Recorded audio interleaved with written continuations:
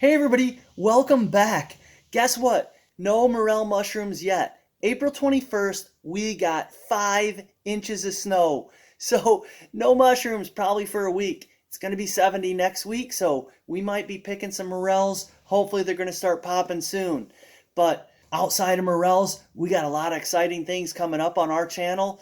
So, we're going to be cooking on the Green Mountain Grill. We're going to be cooking on the Griddle hack for the Green Mountain Grill. We're looking at making oysters Rockefeller. That's not on the grill, but on the grill, we're going to be making some brisket. We're going to be making some pulled pork. We're going to be making some corned beef brisket. We're making pastrami. We are making a lot of stuff.